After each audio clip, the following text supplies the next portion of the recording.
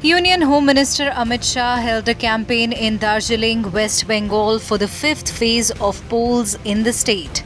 Addressing the crowd, Amit Shah said that all the problems of Darjeeling will be solved if BJP comes to power in the state. एक बार आप मोदी जी को mandate दे दीजिए, 5 साल में दार्जिलिंग की सभी समस्याओं का समाधान नरेंद्र मोदी जी निकाल कर। मित्रों, बंगाल के अंदर भारतीय जनता पार्टी की सरकार बन रही, दीदी अब रोक नहीं सकती। 200 से ज्यादा सीटों के साथ सरकार बन रही। दार्जिलिंग की 3 सीटें भारतीय जनता पार्टी के लिए बहुत महत्वपूर्ण है। Shah also alleged that Congress, TMC and Communist parties have done injustice to Gorkha community for years. और ये गोरखा जाति के साथ, ये पहाड़ के साथ, देश भर में बसे गोरखाओं के साथ ये कांग्रेस, कम्युनिस्ट और टीएमसी की तिकड़ी ने सालों तक अन्याय किया। Shah also assured Gorkha community that cases registered against them will be withdrawn once BJP comes to power. उसने मुकदमे राजनीतिक रूप से कुछ लोगों के सिलेक्टिवली वापस लिए। मैं कहकर जाता हूं कि भारतीय जनता पार्टी की सरकार बनने के बाद आंदोलन के जितने भी मुकदमे किसी भी गोरखा भाई पर है, सबके सब 1 सप्ताह के अंदर हम वापस लेने का काम ये भारतीय जनता पार्टी की सरकार करती। The Union Home Minister also assured Gorkha community people that they will be given ST status. छूटी हुई 11 गोरखा उपजातियों को एसटी का स्टेटस चाहिए। सालों से मामला लटक रहा है, ना बंगाल सरकार ने चिंता की, ना भारत सरकारों ने चिंता की। भाजपा की भारत सरकार आई, मगर ममता दीदी कोई मीटिंग में आई ही नहीं। कैसे करे? अरे बदल दो ममता दीदी को, भाजपा का मुख्यमंत्री ला दो।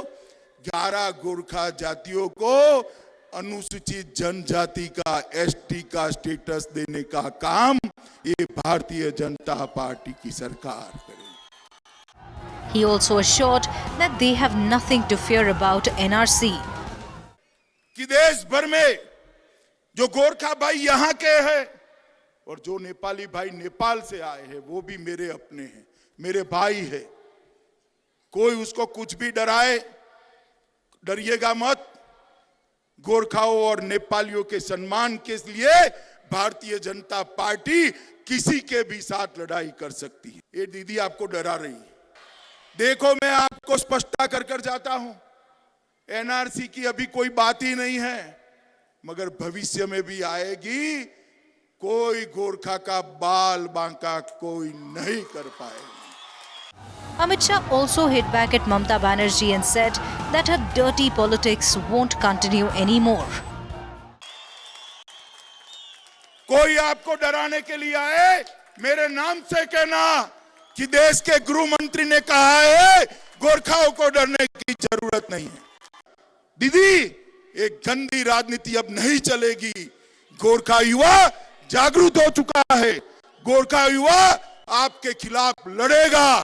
क्या डराना चाहती हो? इस तरह से डर जाएंगे क्या? Shah also accused Mamata Banerjee and TMC of trying to split BJP and the Gorkha community's alliance.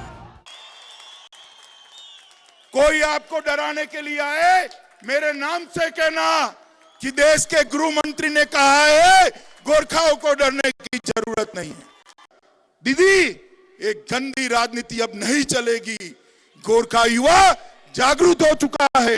Gorkha युवा आपके खिलाफ लड़ेगा। क्या डराना चाहती हो?